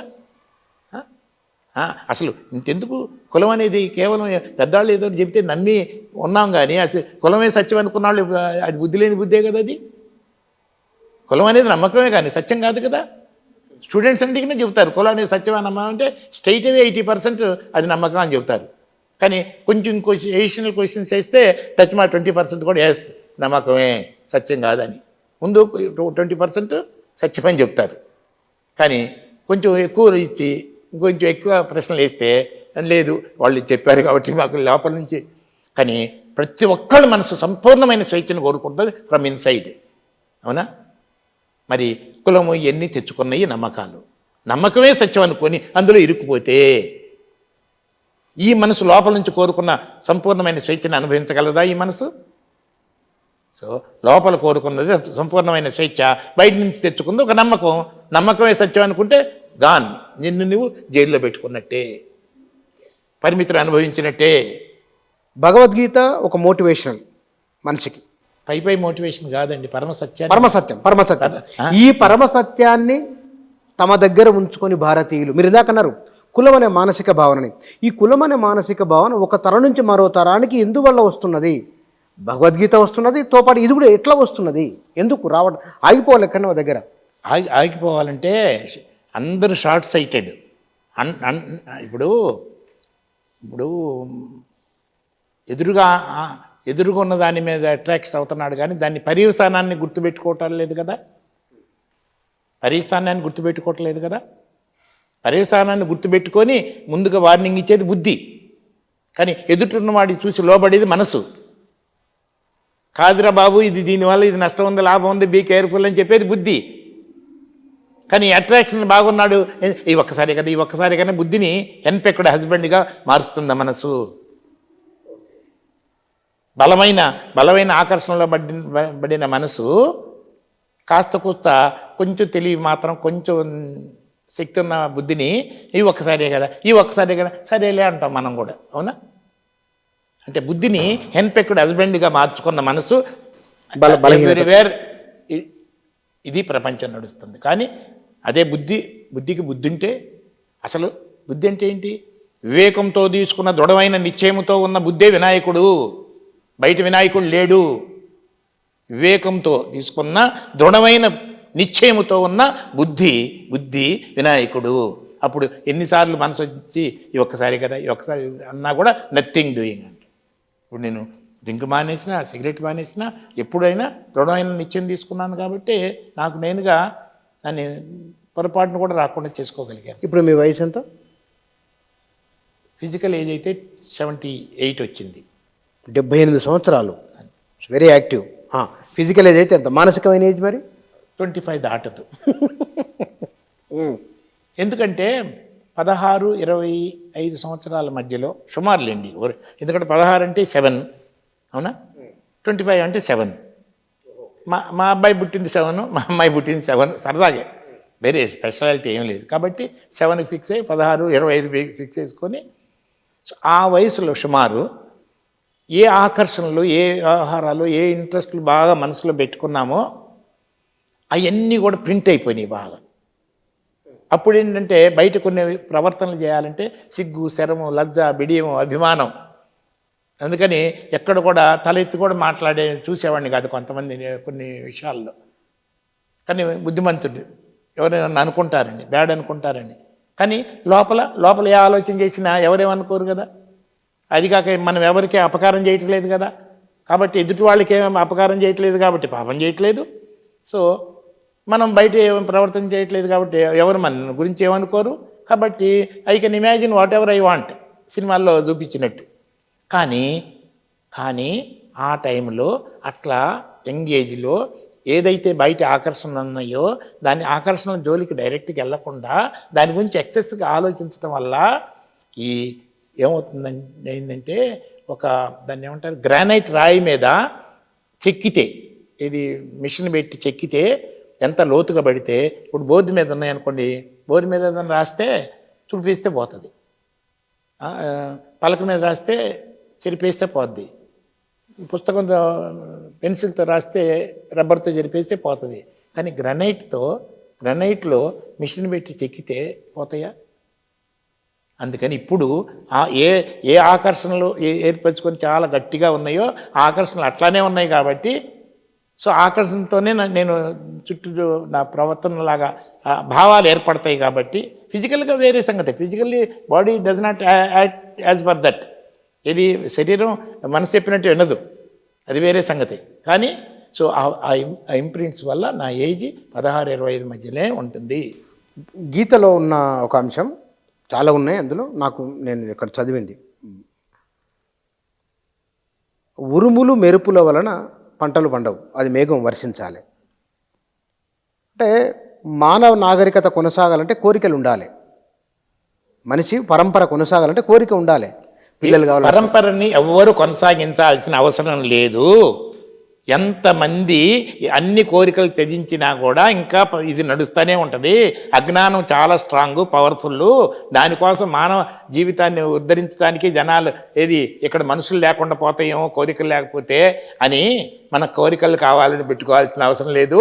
ఎంత తగ్గించినా కూడా 99% తగ్గించినా, సో దాని గురించి ఎవరు వరి అవ్వాల్సిన పని లేదు. కింద పట్టం గురించి పడేవాళ్ళు ఎవరు లేరే, మా హాస్పిటల్కి ఒక్కడు రావట్లేదే అని వరి అవ్వాల్సిన పని లేదు. జరిగిపోతుంది, అది జరిగిపోతుంది. కాబట్టి దాని గురించి కోరికలు లేకపోతే ప్రపంచం నడవదనే ఆలోచన అన్నిటికన్నా బుద్ధి లేని ఆలోచన. నువ్వు తీసేయలేక నువ్వు మాట్లాడుతుంటే, నేను నలుగురిని ఉద్ధరించడం కోసం నేను కోరికలు పెట్టుకున్నాను, నేను పిచ్చి మాటలు మాట్లాడితే ఎట్లా కుదురుద్ది? గీతలో ఉన్న ఫలితం గురించి ఆలోచించకు, నువ్వు చేసుకుంటూ వెళ్ళిపో అన్నారు కదా. ముందు ఒకటాగండి. ఇందాక ఇప్పుడు నాది నాది నాది అన్నీ మారుతున్నా ఏది సత్యాలు కాదు కదా. నా ఎత్తు, నా లావు, నా బరువు, నా డ్రెస్సు, నా బుద్ధి, నా బుద్ధి లేక పనిచేసి బుద్ధి, నాది ఏది సత్యం కాదు కదా. మరి మళ్ళీ ఒకసారి అడిగితే, చిన్నప్పుడు ఆ ఫోటో చూపించి, మరి అన్నీ మారిపోయినాయి అంటున్నావు కదా, మరి ఆ నేను వేరు ఈ నేను వేరు అంటావా, ఆ నేనే ఈ నేను అంటావా అని అడిగితే, ఆ నేనే ఈ నేను అంటారా, ఆ నేను వేరు ఈ నేను వేరు అంటారా? అంత ఒకటిగా ఆ నేనే ఈ నేను కదా. నా ఎత్తు, నా లావు, నా బరువు, నాది నాది నాది అన్నీ మారిపోయింది. నాది అనేది ఏది సేమ్ కాదు. కానీ ఆ నేనే ఈ నేను అనేది ఒక్కటే మార్పు లేకుండా ఉంది. కాబట్టి సత్యమై ఉన్నది. నేను అనేది ఒక్కటే సత్యమై ఉంది, అదే సత్యం. కాబట్టి మార్పు లేదు, నాశనం లేదు. నాశనం లేదని అక్షరం అంటారు. నేను అక్షరం అనే భావాన్ని మాటి మాటికి మారే మనసులో, మారే బుద్ధిలో గుర్తు చేసుకోవటమే అక్షరాభ్యాసం. ఇది ఉంటే మీరు తచ్చిమ ప్రశ్నలన్నీ డ్రాప్ అయిపోతాయి. ఈ అభ్యాసం డైలీ గుర్తుపెట్టుకుంటే. ఈ శరీరం, ఈ ప్రపంచంలో ఉన్న 800 కోట్ల మంది మనుషులు కానీ సకల దేవతలు కలిసినా కూడా ఈ శరీరాన్ని కాపాడలేరు. అలాంటప్పుడు ఏమవుతామని ఆలోచించడమే బుద్ధి తక్కువ ఆలోచన. ఈ శరీరం గ్యారంటీకి పోయేదే. ఇది ఇన్స్ట్రుమెంట్, ఇది నాది, నేను కాదు, ఇది నాది. నిద్రపోతున్నప్పుడు నా శరీరం వదిలేసా, మనసు వదిలేసా, బుద్ధి వదిలేసా, అప్పుడు నాకు ఏ సమస్య లేదు. ఇక్కడ పని చేసుకుంటూ వెళ్ళిపో, ఫలితం గురించి ఆలోచించకు, పని చేసుకుంటూ వెళ్ళిపో. అది ఏంటంటే దాని అంతరార్థం ఏమిటి? నువ్వు పని చేసుకుంటూ వెళ్ళిపో, ఫలితం గురించి ఆలోచించకు, ఫలితం డెఫినెట్గా వస్తా అన్నారు కదా, దాని అంతరార్థం ఏమిటి? కర్మణి ఏవ అధికారస్తే మా ఫలేషు కథాచన. చాలామందికి ఆ శ్లోకం చక్కగా బెడబెట్టి చదవటం కూడా రాదు. ఇది హై లెవెల్ వాళ్ళకు కూడా మీరు చదవండి. కర్మణి ఏవ అధికారస్తే మా ఫలేషు కథాచన అంటే కర్మ చేయటంలోనే నీకు అధికారం కలదు, ఫలితం మీద నీకు అధికారం లేదు. అధికారం లేదు అంటే ఇంకా ఉంది. అన్ని అంతైతే మళ్ళీ అర్థం చేసుకోవడం కష్టమని ఆపుతున్నాయి. ఇక్కడ ఒక లైన్ అయిపోయింది, 2 లైన్లు ఉంటాయి, ఒక లైన్ అయిపోయింది. అంటే ఈరోజు ఇక్కడ మీరు ఇంటర్వ్యూ చేయడానికి వచ్చారు, చేయాలనుకున్నారు. అనుకుంటే పని అయిపోద్దా? దానికి కావాల్సిన ఏర్పాట్లు చేసుకుంటే ఇక్కడికి వస్తారా? ఏది మీ చేతిలో ఉంది? ఇక్కడ రావడం మీ చేతిలో ఉందా? రావడానికి కావాల్సిన ఏర్పాటు చేసుకోవటంలో ఉందా? లేవాలి, ప్రిపేర్ అవ్వాలి, ఇది ఎక్కాలి, అవన్నీ అది చేయటం మీ చేతిలో ఉంది. అవి కాకుండా నేను ఇక్కడికి వెళ్ళాలని అనుకుంటే వెళ్తామా? ఏదన్నా పరీక్షలు ఉన్నాయి, పరీక్షలు ఉంటే మార్కులు రావాలనేది కోరిక, పాస్ అవ్వాలనేది వేరే సంగతి. బాగా ఫస్ట్ మార్కులు రావాలనేది కోరిక. మరి దానికి ప్రిపేర్ అయితే మార్కులు వస్తాయా? మార్కులు రావాలంటే నీ చేతిలో ఉంది. మార్కులు రావడం నీ చేతిలో ఉంది, ప్రిపేర్ అవ్వటం నీ చేతిలో ఉంది. ఇష్టంగా ప్రిపేర్ అవ్వటం నీ చేతిలో ఉంది, ఇంకా బాగా ప్రిపేర్ అవ్వటం నీ చేతిలో ఉంది. నీ చేతిలో ఉన్నది అధికారం, ప్రిపేర్ అవ్వటం. కానీ మార్కులు తీసుకురావడం నీ చేతిలో లేదు. చక్కగా ప్రిపేర్ అయ్యి కూల్గా ఎగ్జామ్లో కూర్చోవడం నీ చేతిలో ఉంది. టెన్షన్లో కూర్చుంటే ఉన్నవి కూడా చదివినవి కూడా మర్చిపోతావు. నెంబర్ 1, కూల్గా కూర్చోవటం నీ చేతిలో ఉంది. కూల్గా కూర్చుంటే అంతకుముందు విన్నవి కూడా విన్నవి కూడా లోపల నుంచి ఎక్కడి నుంచో పొడుచుకుంటూ వస్తాయి. కూల్గా ఉంటాం. కానీ కూల్గా ఉండకుండా నేను వస్తుందో రాదో టెన్షన్ పడ్డారనుకోండి, చదివింది కూడా మర్చిపోతారు. అంటే అర్థం ఏంటంటే కాన్సన్ట్రేట్ రిజల్ట్ మీద, అది వస్తేనే జీవితం, లేకపోతే ఇదైనా ఎప్పుడైతే అంటామో ఓవర్గా టెన్షన్ వచ్చేస్తుంది. టెన్షన్ వచ్చినప్పుడు మీరు చేసే పని కూడా సరిగ్గా చేయరు. ఇప్పుడు ఎగ్జామ్ వచ్చినప్పుడు అమ్మ అసలు ఆ సబ్జెక్టే చాలా కష్టం, ఏమవుతుందో ఎట్లా అవుతుందో, పేపర్ ఎట్లా వస్తుందో, నేను చదివింది గుర్తుంటుందో లేదో, అసలు నీ చదివింది వస్తుందో లేదో, ఏమవుతుందో టెన్షన్తో పుస్తకం పట్టుకుంటే గంట సేపు పుస్తకం పట్టుకుంటే ఏమి ఎక్కువ చెప్పండి మీకు? ఎక్కలేదుగా. ఏం మిగులుద్ది? కష్టం మిగులుద్ది, ఫలితం ఉండదు. పైపెచ్చు అంత ఒత్తిడిగా చదవటం వల్ల ఏది ఎక్కదు కాబట్టి తేలిగ్గా మర్చిపోవటం అనేది జరిగింది. దానివల్ల ఉన్న కాన్ఫిడెన్స్ పోవడం జరిగింది. దాంతో భయం పెరగటం అనేది జరిగింది. వాట్ ఈజ్ హ్యాపెనింగ్ అంటే నువ్వు దేని మీద ఆలోచిస్తున్నావు? రిజల్ట్ గురించి ఆలోచించావు కాబట్టి. ఓకే, పని చేసుకుంటే ఫలితం వస్తుంది. ఫలితం గురించే పని చేస్తున్నారు, అందులో డౌట్ లేదు. కోరికతోనే పని చేస్తున్నారు, గుర్తుపెట్టుకోండి. కోరిక లేకుండా ఎవరు పని చేస్తారండి? కోరిక ఉండాల్సింది, లేకుంటే పనే జరగదు. కాకపోతే అది ఉంటేనే బతుకుతాం, లేకపోతే బతకలేమని ఎక్సెస్ ఇంపార్టెన్స్ ఇది దేనికి ఇవ్వద్దు. Nothing in this world is more important than your true self. Nothing. మిగతా 2 లైన్లు, ఇది ఉంటే బతుకుతాం, ఇది లేకపోతే బతకలేమనే క్వశ్చనే లేదు. మిగతా 2 లైన్లు కర్మణ్యే వాధికారస్తే అయిపోయింది. తర్వాత మిగతా 2 లైన్లు కర్మణ్యేవ అధికారస్తే మా ఫలేషు కదాచన మా కర్మఫల హేతుర్భూహు. ఇప్పుడు నాకు నేషనల్ అవార్డు వచ్చింది. ఇండియా మొత్తంలో స్మాల్ స్కేల్ ఇండస్ట్రీస్ కొన్ని లక్షలు ఉన్నాయి. అన్నిటికీ మెకానికల్, ఎలక్ట్రికల్, అన్ని రకాల ఇండస్ట్రీ కలిపి ఎవ్రీ ఇయర్ స్టేట్స్ నుంచి రికమెండేషన్ తీసుకుని సెంట్రల్లో 1, 2, 3 సెలెక్ట్ చేస్తారు. 89లో ఆ ఫస్ట్ నేషనల్ అవార్డు నాకు వచ్చింది. 89లో ఇండియా మొత్తంలో ఉన్న స్మాల్ స్కేల్ ఇండస్ట్రీస్ అన్నిటిలో ఆ సంవత్సరం first national award of it's only 1. మరి ఎగిరెగిరి పడ్డాను అనుకోండి ఆ అవార్డు వచ్చిందని. నేను దాని తర్వాత పతనం తప్ప ఇంకోటి లేదు. మరి నేను ఎవరినైతే రైల్వేస్కి ఇంట్రడ్యూస్ చేశానో తర్వాత ఈ నాకు నేషనల్ అవార్డు వచ్చిన తర్వాత వాళ్ళు నాకన్నా 1000 రెట్లు ఎక్కువ, మినిమం 1000 times మోర్ కంట్రిబ్యూట్ చేశారు దేశానికి. 1000 రెట్లు. వాళ్ళకి అలాంటి నేషనల్ అవార్డు ఎప్పుడు రాలా. అంటే మిమ్మల్ని మించి సంపద 1000 రెట్ల సంపద వచ్చింది కానీ అవార్డు రాలేదు. కంట్రిబ్యూట్ చేశారు వాళ్ళు. అదే సంపద అట్లా ఉంచండి, ఎంత ఇన్కమ్ వచ్చిందని వదలండి, దే హ్యావ్ కంట్రిబ్యూటెడ్ అంటున్నాను. అదే సంపద అనేది ఆటోమేటిక్ అది కూడా వస్తుంది.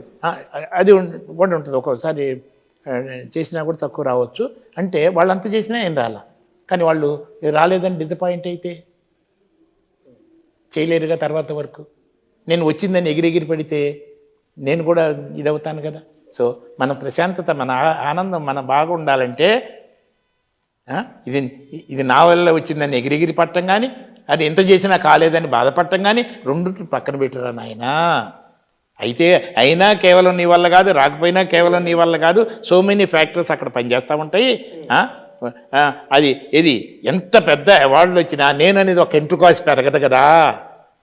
పెరుగుతుందా నేననేది? అంటే పెరిగేసుకోవచ్చు లేదు కదా. ఏది మనం ఎన్నో చేసాం, ఎంతో డ్యామేజ్ అయిపోయింది బిజినెస్. నేననేది ఒక ఎంట్రుకాసి తగ్గుద్దా? ఫిజికల్గా కొంచెం ఇబ్బంది ఉంటుంది, డబ్బు తక్కువ అయ్యేది, ఇది రకరకాల ఇబ్బందులు ఉంటాయి. కానీ నేనని తక్కువైందా చెప్పండి?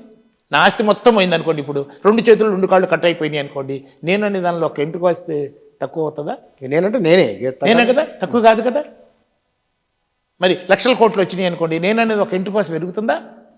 అదే నేను పెరిగే స్కోప్ లేదు. సో పెరిగేది కాదు, తగ్గేది కాదు. అలాంటప్పుడు ఇక ఇన్ఫీరియారిటీ, సుపీరియారిటీ ఎక్కడుంది? ఇక నా పరువు పోతే నేను పోయినట్టేనే, నా పరువు పోతే నేను పోయిటనే ఆత్మహత్యలు చేసుకున్న వాళ్ళు ఉన్నారు. అసలు కొంతమంది ఆత్మహత్య ఏంటి? ఎవరన్నా నలుగురు ఈ సంగతి తెలిస్తే, నేను చేసిన తప్పు పని ఇంకా నలుగురు తెలిస్తే, ఇంకా నలుగురిలో నా పరువు పోతే దానికన్నా చచ్చిపోవడం బెటర్ అని. అంటే తన శరీరం యొక్క ప్రాణం కూడా వాళ్ళు లెక్క కాదు, తన పరువు అంటే తనకు తాను ఏమనుకున్నాడు? తాను శరీరం కూడా అనుకోలే, పరువు గలవాడిని అనుకున్నాడు. నా పరువు పోతే నేను పోయినట్టే అని పరువు పోకుండా ఉండటానికి శరీరాన్ని చంపుకున్నాడు. ఎందుకంటే శరీరం చంపితే ఎవరు అవమానించలేరు కదా. అంటే తన గురించి తాను ఏదైతే అనుకుంటున్నాడో దాన్నే తనగా అనుకొని ఇప్పుడేమో ఈ శరీరం అనుకొని ఇది చస్తే నేను తెస్తానని ఇప్పుడు అనుకుంటున్నాం. నేను పరువు గలవాడిని అనుకుంటే నా పరువు పోతే నేను తెచ్చినట్టు అనుకుంటున్నాం.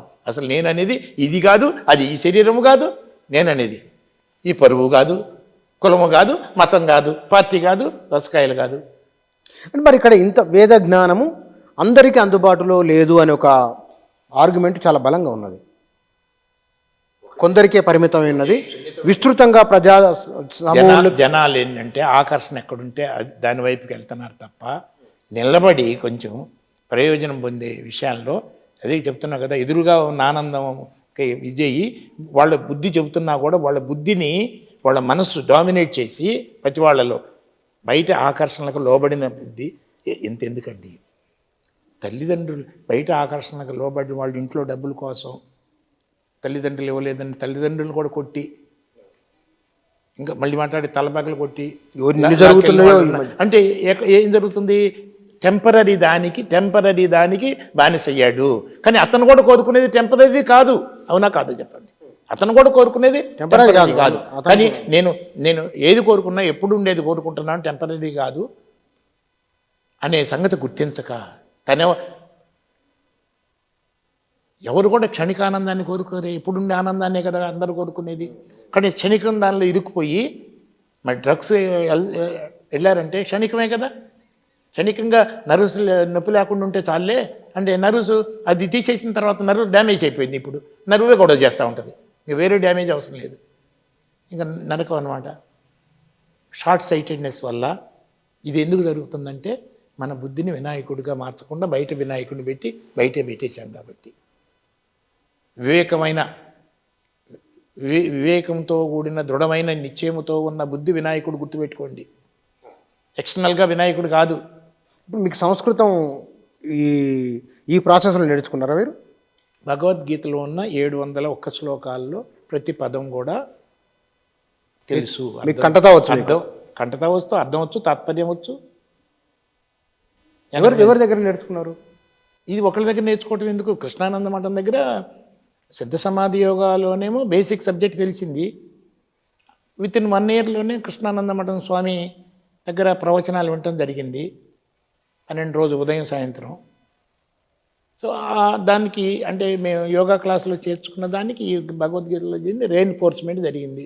ఒకదాని ఇక్కడ అదే అక్కడ అదే, లోతుగా అర్థం చేసుకుంటే పై పని అర్థం చేసుకుంటే అది వేరు ఇది వేరు, లోతుగా అర్థం చేసుకుంటే అదే ఇది ఇదే అది అన్నప్పుడు బలపడిపోయి ఇక ఆ జ్ఞానాన్ని నలుగురికి పంచుతున్నప్పుడు మనకి ఇంకా ఎన్ని అయిన తర్వాత సత్యశోధన శక్తి సాధన అనే ఒక పుస్తకం కూడా రాయటం జరిగింది. అది కూడా ఎందుకంటే కాసేపు చెప్పి వస్తే వాళ్ళు మళ్ళీ మర్చిపోతారు కదా ఈ పాయింట్స్, కొన్నన్నా గుర్తుంటే వాళ్ళు మళ్ళీ మాటి గుర్తు చేసుకోవడానికి ఉపయోగపడుతుందనే ఉద్దేశంతో ఫ్రెండ్స్ ముఖ్యంగా ఈ గట్టి మాణిక్యాలరావు గారని వాళ్ళ వియంకుడు కూడా మినిస్టర్గా చేశారు అక్కడ. ఆయన మీరు పుస్తకం తప్పకుండా రాయండి, నేను ఇది చేస్తానంటే బలవంతంగా, నేను బేసికల్గా రైటర్ని కాదు అసలు, కాకపోతే నాలెడ్జ్ ఇన్ని వేల క్లాసులు తీసుకున్న నాలెడ్జ్ ఉంది కాబట్టి ఒక 10-15 పేజీలు రాద్దాం అనుకున్నదల్లా ఇంకొంచెం డిఫరెంట్ పేర్లు అంటే అందులో అక్షరాభ్యాసం అంటే ఏంటో రాసాం, విగ్రహారాధన అంటే ఏంటో రాసాం, హింసకు మూలం అనేది రాసాం, అసలు భయానికి మూలం, కోరికలకు మూలం, ఆత్మ న్యూనతకు మూలం, అంటే origin of all the things is only one and the same. So అవన్నీ రాసి ఒక్కో టాపిక్ వల్ల ఒక్కొక్క పేజీ రాసుకుంటూ వెళ్ళి చివరికి సత్యశోధన శక్తి సాధన అనే పేరుతో పుస్తకం రాయటం జరిగింది. ఒక 35,000 పుస్తకాలు ఫ్రీగా పంచాను, ఇంకొక 5,000 పుస్తకాలు మొన్నే ప్రింట్ చేసి మళ్ళీ పంచుతారు. ఇక్కడ మీరు ఈ ఇంటికి మీ దగ్గరికి వచ్చి ఇందాక మనం డిస్కషన్ ఇక్కడనే ఉంటారట కదా కొందరు, ఆ జ్ఞానం నేర్చుకుని ఇప్పుడు మా ఒక వెంకట రెడ్డి గారని ఒక ఆయన భగవద్గీత 700 శ్లోకాలకి తాత్పర్యం కూడా రాసి అందరికి పాస్ చేశాడు ఆయన. విష్ణు సహస్రనామాలకి అన్నిటి కూడా ప్రతి నామానికి పేర్లు కూడా రాసి వాట్సాప్లోనూ ఉంటాయి కదండి, అట్లా అందరికీ అందించారు ఆయన. కానీ నా దగ్గరకు వచ్చి ఇప్పుడు డీప్ మీనింగ్స్ తీసుకుంటున్నారు అన్నమాట ఇప్పుడు భగవద్గీత యొక్క. మరింత ఎందుకంటే ఇప్పుడు చేసేదంతా గీతా ప్రెస్ వాళ్ళు చేసిన పుస్తకంలో ఉన్న తాత్పర్యాలు పైపైన చూడటమే కానీ దానిలో లోతుగా అర్థం చేసుకుంటే అసలు ఒకటి కృష్ణుడు చెప్పాడనే మాట లేదు. అసలు ఆ కన్ఫ్యూజన్లో ఉంటే అసలు ఏం అర్థం కాదు. కృష్ణుడి ద్వారా మనకొచ్చిన భగవంతుని సందేశం అది. కృష్ణుడి ద్వారా మనకొచ్చిన భగవంతుని సందేశం. ఇప్పుడు నేనున్నాను, కృష్ణుడు 574 శ్లోకాలు చెప్పాడు అని యాజ్ పర్ పుస్తకం ప్రకారం. మరి అర్జునుడు అడిగిని, సంజయుడు అడిగిని అవన్నీ కూడా చూసుకుంటే మొత్తం 701 ఉంది. నన్ను రివర్స్లో మొత్తం 700 శ్లోకాలు రివర్స్లో చేయమని చెప్తాను, ఫార్వర్డ్ చేయటని చెప్తాను. అంటే కృష్ణుడి కన్నా బాగా ఆయన రివర్స్లో చెప్పలేదుగా. కానీ అన్నంత మాత్రాన ఇది ఎటు నుంచి ఎటువంటి అటు చెప్పగలిగినంత మాత్రాన అది నా సందేశం కాదు కదా, అవునా? అది అట్లానే అది కృష్ణుడి సందేశం కూడా కాదు. భగవంతుడికి ప్రత్యేకంగా ఒక శరీరం ఉండదు కాబట్టి, అన్ని శరీరాలు ఆయనే కాబట్టి ఆయన భగవంతుడిని అర్థం చేసుకున్న ఆయన ఇప్పుడు ఎట్లయితే ఎన్టీఆర్ కృష్ణుడి తరపున కృష్ణుడుగా యాక్ట్ చేశాడో, ఎన్టీఆర్గా కాదు, కృష్ణుడిగా యాక్ట్ చేశాడు. కృష్ణుడు భగవంతుడి తరపున అక్కడ సందేశం ఇవ్వటం జరిగింది. కానీ కృష్ణుడిగా ఆ సందేశం ఇచ్చినప్పుడు కృష్ణుడిగా లేడు. కృష్ణుడిగా లేడు. నాకు పుట్టుక లేదు, నాకు మార్పు లేదు, నేను వ్యక్తం గాను, నేను అందరిలో ఉన్నాను, నేను సమానంగా ఉన్నాను, ఈ మాటలు మాట్లాడాడు భగవంతుడు. అది కృష్ణుడు అలాంటి అంటాడా? మానవుని జీవిత గమ్యం ఏమిటి? తానుగా ఉండటమే. తను అజ్ఞానంతో ఏర్పరచుకున్న పరిమితులన్నింటినీ పక్కన పెట్టుకోవటమే. మానవుడు అన్నాడు. మానవుడు అంటే శరీరం.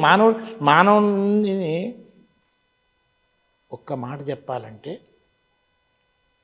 ఈ శరీరాన్ని నడిపే ఇష్టాలు ఏదైతే మన మనసులో ఏర్పరచుకున్నామో, నేననే సత్యాన్ని గుర్తించక నేను సత్యంగా ఉండాలని దానికోసం ఏర్పరచుకున్న కోరికలు ఏదైతే ఉన్నాయో వాటన్నిటినీ తొలగించటమే, క్లీన్ చేసి పడేయటమే. నేను సత్యమని తెలియక ఈ శరీరం నేననుకొని ఈ శరీరాన్ని సత్యంగా ఉంచటం కోసం, అంటే ఎప్పుడు నిలబెట్టడం కోసం ఏర్పరచుకున్న తప్పుడు ఇష్టాలన్నిటినీ తీసేయటమే. దానికి ఆధారం ఏంటంటే నేను సత్యమని గుర్తించి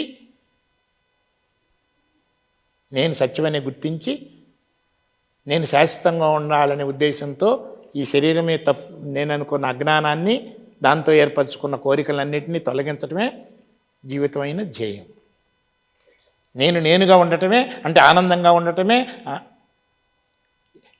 ఎంత బాహ్య విషయాల మీద ఆకర్షణ ఆధారపడటం తగ్గించుకుంటే అంతగా మనిషి స్వేచ్ఛను అనుభవిస్తూ ఉంటాడు, ఆనందాన్ని అనుభవిస్తూ ఉంటాడు, ప్రశాంతత అనుభవిస్తూ ఉంటాడు. సంపూర్ణంగా ముఖ్యంగా నేను సత్యం అనేది ఎంతగా గుర్తిస్తే అంతగా రాక్షసత్వం నుంచి మనసు ప్రవర్తన మానవత్వంలోకి వస్తుంది. ఇంకా కొంచెం బాగా అలవాటు చేసుకుంటే మానవత్వం నుంచి దైవత్వం, అంటే నలుగురికి ఉపయోగపడటమే ఆరాటంగా దైవత్వం లక్షణాలు పెరిగిపోతాయి. పూర్తిగా ఈ జ్ఞానాన్ని నిలబెట్టుకుంటే, నేను అక్షరం అనే భావం నిలబెట్టుకుంటే భగవంతుడిగా మారిపోవడం జరుగుతుంది. ఎస్. ఇప్పుడు మీరు ఈ ఇంటర్వ్యూ తర్వాతను దీని మీద మరింత లోతుగా అవగాహన కోసమై, ఇప్పటికే మీ దగ్గర చాలామంది వస్తున్నారు, ఇక్కడనే ఉంటున్నారు, ఒకవేళ వస్తే కనుక మరి వారికి దీనికి సంబంధించిన విషయాల బోధన చర్చ ఎవరు వచ్చినా ఏ టైంలో వచ్చినా వాళ్ళకి ఈ జ్ఞానం గురించి కొంచెం సరదాగా కాకుండా కొద్దిగా శ్రద్ధతో వస్తే చాలు. ఎందుకంటే అసలు మొత్తం ఈ భగవద్గీతలో ఎసెన్స్ నిజంగా చెప్పడానికి శ్రద్ధతో కూర్చున్న వాళ్ళకి 15 నిమిషాలు కూడా పట్టదు తెలుసుకోవడానికి. ఎసెన్స్ ఆ ఎసెన్స్ తెలుసుకున్న తర్వాత ఇంకేమి తెలుసుకోవాల్సిన అవసరం లేదు. యజ్ఞాత్వా నేహ భూయో అన్యత్ జ్ఞాతవ్యం అవశిష్యతే అంటాడు 7వ అధ్యాయం 2వ శ్లోకంలో. ఏది తెలుసుకుంటే ఏ ఇతర విషయాలు తెలుసుకోవాల్సిన అవసరం లేదో అది చెబుతున్నాను అని కూడా అన్నాడు. అదే కాదు, సాంఖ్యయో పృథక్ బాలాహ ప్రవదంతిన పండితాహ ఏకమప్యాత్యస సమ్యక్ ఉభయోర్విందతే ఫలం. ఇప్పుడు భగవద్గీతలో 18 అధ్యాయాలు ఉన్నాయి. నేను చదివింది ఇప్పుడు రెండోసారి చదివింది 5వ అధ్యాయంలో 4వ శ్లోకం. ఎందుకు చదివాను? అది 18 అధ్యాయాలు చదివితేనే ప్రయోజనం, లేకపోతే సగం చదివి వదిలిపెడితే ప్రయోజనం లేదు అనుకునే వాళ్ళ కోసం చెప్పిందంటే పిచ్చివాడా. సాంఖ్యయోగం అనేది ఉంది, అది వేరు కాదు. ధ్యానయోగం ఉంది, అది వేరు కాదు. కర్మయోగం ఉంది, అది వేరు కాదు. ఏ ఒక్కదాన్ని నువ్వు సరిగా అర్థం చేసుకొని ఆచరణ పెడితే అన్నిటినీ ఆచరించిన ప్రయోజనం దొరుకుతుంది. కాబట్టి అన్ని అధ్యాయాలు చదివే పని లేదు. అసలు అది వేరు కాదు ఇది వేరు కాదు, రెండు ఒకటే. దీని ద్వారా ఎక్కడ సాంఖ్యై ప్రాప్యతే స్థానం తద్ యోగైరపి గమ్యతే ఏకం సాంఖ్యంచ యోగంచ పశ్యతి సపశ్యతి. దీని ఎసెన్స్ అదే, దాని ఎసెన్స్ ఇదే. దీన్ని ఫాలో అయ్యేవాడు ఎక్కడ చేరతాడో దాన్ని ఫాలో అయ్యేవాడు కూడా అక్కడికే చేరతాడు. ఈ రెండు ఒకటే అని ఎవడైతే గుర్తిస్తాడో వాడికే కొద్దిగా అన్న తెలివితేటలు ఉన్నట్టు, లేకపోతే మూర్ఖులు అన్నాడు. మరి ఇప్పుడు చెప్పండి, భగవద్గీత ఏమో ఇది కంప్లీట్ టాకింగ్ భగవద్గీత, ఇది మా స్వామీజీ రాసిన భగవద్గీత. దీనికన్నా 4 రెట్లు పెద్ద భగవద్గీతలు కూడా ఉన్నాయి. వివరణ ఇది ఉంది. అయితే ఇది కూడా కంప్లీట్ భగవద్గీత. ఎందుకు? ఇందులో శ్లోకాలు మాత్రమే ఉన్నాయి, కొంచెం చిన్న అక్షరాలు. నాకు ఆపరేషన్స్ అయినాయి కంటికి, అయినా కూడా కళ్ళజోడు లేకుండా చదవగలను. అంటే మరీ మైక్రో లెవెల్లో లేవు, చదవగలిగేటట్టు ఉన్నాయి. సో దీన్ని కొంచెం పెద్ద అక్షరాలు రాస్తే కొంచెం పెద్ద సైజు, దాని అర్థాల తాత్పర్యం రాస్తే ఇంకొంచెం పెద్ద సైజు, అర్థాలు రాస్తే ఇంకొంచెం పెద్ద సైజు, ఇంకా వివరణ రాస్తే ఇంకొంచెం పెద్ద సైజు అయ్యి దీని నుంచి దీనిలాగా దానిలాగా పుస్తకాలు తయారైనాయి. ఇది 18 అధ్యాయాలు కలిసి. మరి ఇందులో ఏమన్నాడు? 18 అధ్యాయాలు కాదు బాబు, ఏ ఒక్క చాప్టర్ నువ్వు దాని ఎసెన్స్ ఏ ఒక్క చాప్టర్ చదివినా నీవు అన్నిటినీ అర్థం చేసుకున్నట్టే, సరిగా అర్థం చేసుకుంటే పైన ఎన్నిసార్లు చదివినా వేస్ట్ అని అన్నాడంటే భగవద్గీత ఎంత తేలికో చూడండి. నేను అందుకే అన్నా, నేను అక్షరము అని గుర్తిస్తే ఇప్పుడు మీ మారే శరీరం మనసు బుద్ధి అన్నిటికీ, నా మారే మనసు బుద్ధి శరీరం అన్నిటికీ తేడాలు ఉన్నాయి డ్రెస్సులతో సహా. కానీ మారే శరీరానికి, మారే మనసుకి, మారే బుద్ధికి, మారే డ్రెస్కి అన్నిటికీ ఆధారం ఉన్న నేను నేను నేను అనేది ఇక్కడ ఒకటి ఉంది కదా, మీలో కూడా ఒకటి ఉంది కదా నేను అనేది. ఈ నేనుకి తేడా ఉందని చెప్పగలరా మీరు? మారే మనసులో తేడాలు ఉన్నాయి. అవునవును.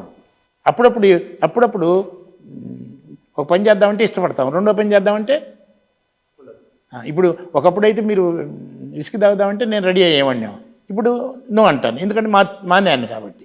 సో కొన్నిట్లో ఏకీభవిస్తాం, కొన్నిట్లో ఏకీభవించవు. సో మనసు మారేదే కానీ ఒక రకంగా ఉండేది కాదు. మారే మనసులో మార్పు లేని స్థానం ఎక్కడ దొరుకుతుంది? మారే మనసులో మార్పు లేని స్థానం ఎక్కడ దొరుకుతుంది? సో ఇది అర్థం చేసుకుంటే, కానీ నేను అనేది ఎప్పుడన్నా మారిందా? ఆ నేను తేడా చెప్పగలరా? నేను అనేది అందరిలో ఉంది, సమానంగా ఉంది. అందరిలో ఉంది, సమానంగా ఉంది. నేను అనేది నేను ముఖ్యమా, నాది ముఖ్యమా అంటే అసలు నాది అనేది ఎప్పుడు నేను అనేది ప్రతి జీవిలో ఉన్నట్లే. మరి అది ప్రతి జీవిలో పులి కూడా నేను అనుకుంటుంది, ఏనుగు నేను అనుకుంటుంది, సింహం నేను అనుకుంటుంది, ఇక్కడ చిన్న దోమ అది కూడా నేను అనుకుంటే ఎటంటే టక్మని తనను కాపాడుకోవటానికి అవునా? ఆఖరికి ఏదైనా మిషన్లు చేయబడితే నా అది లాగేసి చంపుతుందంటే నా చెయ్యి నరికన్నా నన్ను కాపాడమంటారు. అంటే నేను ముఖ్యమని. సో నేను అనేది అందరిలో ఉంది కదా. సరే, మరి ఇన్నిట్లో తేడా ఉంటే మరి మీకు మీ మీసాలు ఉన్నాయి, రోజులు ఎంతసేపు గుర్తుంటాయి మీ మీసాలు? మీకు దాని మీద గుర్తుంటాం, మనసులో గుర్తుంటాం. తక్కువ. చెవులు ఎంతసేపు గుర్తుంటాయి? జుట్టు ఎంతసేపు గుర్తుంటుంది? మీ బరువు ఎంతసేపు గుర్తుంటుంది? మీ లావు ఎంతసేపు గుర్తుంటుంది? మీ హైట్ గుర్తుంటుంది? మీ కులం ఎంతసేపు గుర్తుంటుంది? మీ మతం ఎంతసేపు గుర్తుంటుంది? మీ ఇంట్లో వాళ్ళు ఎంతసేపు గుర్తుంటారు? మీ ఏది కూడా మీరు మీ మనసులో నిలబెట్టుకోలేరు. ఏది కూడా నిలబడదు. ఎంత ఇష్టమైందన్నా కూడా మీరు ఎప్పుడు నిలబెట్టుకోలేరు. అవునా? అన్నీ వచ్చిపోయాయే. కానీ నేను అనే మూలం లేకుండా ఎప్పుడన్నా ఒక క్షణం అన్నా ఉన్నారా? మేలుకున్నంతసేపు నేను అనే మూలం లేకుండా చూస్తున్నా వింటున్నా కూర్చున్నా. పెద్దది నేను అనేది 24 గంటలు తెలుస్తుంది. నేను అనేది 24 గంటలు తెలుస్తుంది కదా. నాది అనేది ఏది ఎప్పుడు నిలబట్టలేదు కదా.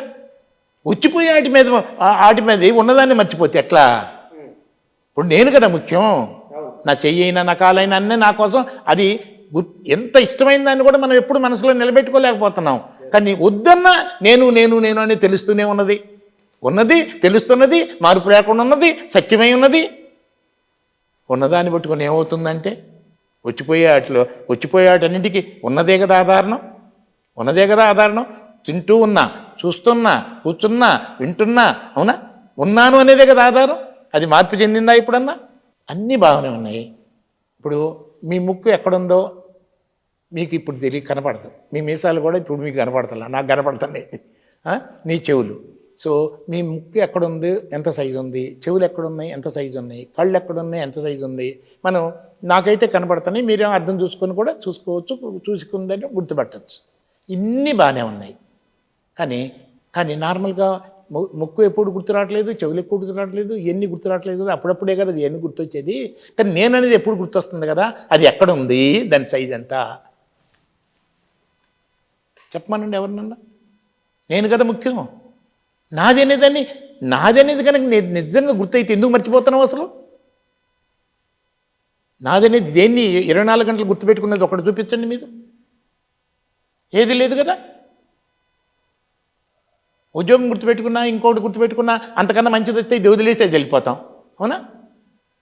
ఏది కూడా కాదు. నేను అనేదాన్ని వదిలిపెట్టము. మరి అది ఎక్కడుందో, దాని సైజ్ ఎంత, అసలు ఎక్కడుందో చెప్పండి. ఎక్కడుందో నేనే చెప్తాను. ఎక్కడుందంటే ఇప్పుడు సడన్గా మీకు ఆ ఫోను డిస్టర్బెన్స్ అవ్వటం వల్ల వేరేదేదో గుర్తొచ్చింది మీకు. వేరేదో, అరే నేను పలానా చోటకి ఇది చేసి వచ్చాను, అక్కడ మంచి కాస్ట్లీ వస్తువు పెట్టాను, అది మా వాళ్ళకి చెప్పడం మర్చిపోయాను, అది ఉందో ఎవరన్నా కొట్టేశారు అని సడన్గా మీ మైండ్ అక్కడికి వెళ్ళింది అనుకోండి. అప్పుడు ఎక్కడ పెట్టారు అది గుర్తుపెట్టుకొని మీ మనసు అక్కడ ఉన్నప్పుడు, మీ మనసు మీ ఆ విలువైన వస్తువు ఎక్కడ పెట్టారో అది మీ మనసులో ఉన్నప్పుడు మీలో ఉన్న నేను ఇక్కడ ఉంటుందా, ఆ వస్తువు ఉన్న దగ్గర ఉంటుందా? అక్కడ వస్తువు ఉన్న దగ్గర ఉంటుంది. వస్తువు ఉన్న దగ్గర. ఇప్పుడు అక్కడ సీరియస్గా దాని గురించి ఆలోచిస్తుంటే, ఇది ఇంపార్టెంట్ కదా, ఆలోచిస్తుంటే ఎదురుగా మీ కళ్ళకి నేను కనబడుతున్నా, మీ మనసుకి నేను తెలియబడతానా? నేను అప్పుడు ఏదైనా ఇట్లా ఊపుతున్నా కళ్ళకి నేను, నా శరీరం కనపడదు, నా మాటలు మీకు వినపడవు. అంటే కళ్ళు చూసి కూడా చూడలేవు, చెవులు విని కూడా వినలేవు, ఎప్పుడు మనసు ఇక్కడ లేకపోతే. కానీ మనసు అప్పుడు నేను అనేది ఎక్కడుంది? మీ మనసు ఎక్కడ ఉంది, అక్కడ ఉంది. మనసు ఎక్కడికన్నా వెళ్ళగలదు ఈ ప్రపంచంలో, కానీ నేను లేకుండా మనసు ఎక్కడికి వెళ్ళలేదు. అంటే నేను అనేది సృష్టి మొత్తం వ్యాపించి అందరిలో ఏకంగా సమానంగా సత్యమై నేను అనేది ఉందే. ఏ నేను అనుకుంటున్నామో ఆ నేనుకి పరిమితి లేదు, మార్పే లేదు, నాశనమే లేదు. ఇంతని చెప్పండి. అవునా? నేను అంటున్నాం కదా. దేన్ని చూసి నేను అంటున్నాము? ఏది అడిగినా మీ కళ్ళతో చూసిందో, చెవులతో విన్నదో, ఎత్తు కానీ, లావు కానీ, ఇంట్లో పరిస్థితులు కానీ, ఆర్థిక పరిస్థితి కానీ అన్నీ తెచ్చుకుని సమాధానం చెప్పాలి. కానీ ఉన్నావా లేవా అంటే ఉన్నానని టక్మని చెప్తామే, కళ్ళతో చూసి గుర్తుపెట్టుకున్నావా ఉన్నాననేది? తత్మై అన్నీ కూడా కళ్ళతో చూసింది, చెవులతో విన్నది, వాసన చూసింది, దాన్ని బట్టి చెప్పారు. కానీ ఉన్నానని చెప్పడానికి మీ కళ్ళు అవసరమా, మీ చెవులు అవసరమా, మీ వాసన అవసరమా, మీ చర్మం అవసరమా చెప్పండి.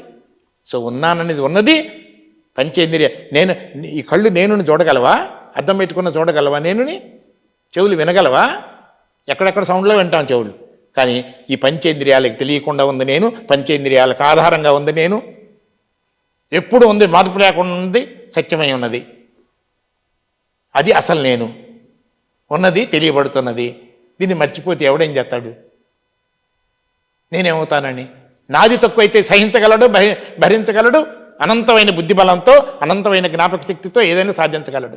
నాది తక్కువైతే, నేను తక్కువైతే ఏ ఒక్కడు కూడా సహించలేడు, భరించలేడు, కాబట్టి ఏమీ సాధించలేడు.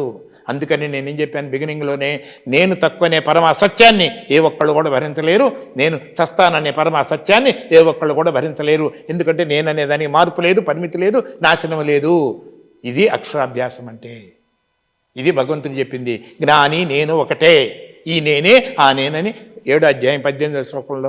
అదే కాదు, అన్ని శ్లోకాల్లో చెప్పాడు. అందరిలో ఉన్నాను, మూలంలో ఉన్నాను, సమానంగా ఉన్నాను, జీరో డిస్టెన్స్లో ఉన్నాను, ఇంద్రియాలకి తెలియకుండా ఉన్నాను, బుద్ధికి ప్రత్యక్షంగా అనుభవంలోనే ఉన్నాను. వెనక్కి తిరిగి చూసుకుంటే ఇన్ని మాటలు చెబితే అవన్నీ వదిలిపెట్టి కృష్ణుడు సందేశం అని చెప్పే వాళ్ళకి ఏమర్థమవుతుంది?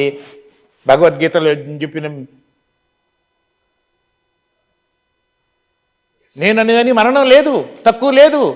ఇవన్నీ తత్వమైన కల్పించినవి. ఏది కల్పిస్తే అది అనుభవిస్తున్నాం మనం, ఏది కల్పిస్తే అది అనుభవిస్తున్నాం. అందుకని ఎంత లక్షల కోట్లు ఉన్నాడు, నరకాన్ని అనుభవిస్తున్నాడు, మురికి నీళ్లలో పనిచేసేవాళ్ళు ప్రశాంతంగా ఉంటున్నారు. అది ఎగ్జాంపుల్ కాకపోయినా అట్లా ఉండమని మన ఉద్దేశం కాదు. మన మానసికమైన స్థితి it does not depend on what we're having externally. మన విజ్ఞానం మీద ఆధారపడి ఉంది, మన మనసు పట్టించుకున్న దాని మీద ఆధారపడి ఉంది. ఇంత అసలు ఎందుకంటే జంతువులే అంత ఆరోగ్యంగా ఉంటే జంతువుల కన్నా మొదటి ఇందాక ఒక పాయింట్ చెప్పాను, జంతువుల కన్నా ఎంతో ఫ్లెక్సిబుల్ బాడీ ఉండటమే కాకుండా అన్ని రకాల జంతువులను వాడుకునే స్థితి ఉండి కూడా కోట్లాది మంది యొక్క తెలివితేటలని వాళ్ళ శ్రమను వాడుకునే అవకాశం ఉండి కూడా కనీసం జంతువు అంత ఆరోగ్యంగా లేకుండా ఉందంటే మానవ జాతి ఎట్లా ప్రయాణం చేస్తుందో మీరే చూడండి. Addicted to ignorance. నేను శరీరం అనే భావానికి ఎడిక్ట్ అయిపోయి నరకాన్ని అనుభవించి, అసలు మనిషి నిజంగా చనిపోయిన క్షణంలో తన మరణాన్ని అనుభవించడు. ఎందుకంటే అన్కాన్షియస్ కాకుండా చచ్చిపోరు ఎవరు. అన్కాన్షియస్లో ఉన్నప్పుడు ప్రాణం పోతే తెలియదు. అంటే చనిపోయిన వ్యక్తి నిజంగా చావును అనుభవించడు. చనిపోయిన తర్వాత మనం కత్తులతో పొడిచినా తిట్టినా ఏం తెచ్చినా చావును అనుభవించడు. ఎప్పుడు చావును అనుభవిస్తున్నామంటే ఏమైపోతాను, ఏమో జరుగుతుందో, మార్కులు వస్తాయో, వాళ్ళు ఏమంటారో, ఉద్యోగం వస్తుందో లేదో అని, ఏమవుతానో, అది లేకపోతే బతకలేం కదా అని బుద్ధి లేని ఆలోచనల వల్ల మానసికమైన దీంతోనే మనిషి భయం పేరుతో మరణాన్ని 100 సార్లు 1000 సార్లు అనుభవించి అనంతమైన శక్తి నీలో ఉంది, all power is with you, మానవుడే మాధవుడు నడుడే నారాయణ చెప్పిన అన్నీ మర్చిపోయి బుద్ధి లేని ఆలోచనలతో గతాన్ని గురించిన బాధలు, భవిష్యత్తు గురించి భయాలతో నరకాన్ని సృష్టించుకొని నరకాన్ని అనుభవిస్తూ చచ్చిపోయి శరీరం చచ్చిన తర్వాత బతుకుతున్నాడు. Right sir, thank you. మంచిది. వారు చెప్పిన ఇంతసేపు మాట్లాడిన మాటల్లో అక్షరము, జ్ఞానము, ఇందులో నేను అనేది, నేను అంటే ఎవరు? ప్రతి ఒక్కరు నేను. ఆ నేను ఎవరు? అది తెలుసుకోవాలి. అది తెలుసుకోవాలంటే కొంత లోతైన ఒక తాత్వికమైన చర్చ ఇది. ఈ తాత్వికమైన చర్చను నిశ్చితంగా పరిశీలించి కొంత మనసు పెట్టి ఇంటర్వ్యూ ఉంటే కనుక ఆ నేను ఎవరు, తనను తాను ఎట్లా తెలుసుకోవాలనే విషయాలు వారు చాలా సోదాహరణంగా వివరించారు. Thank you.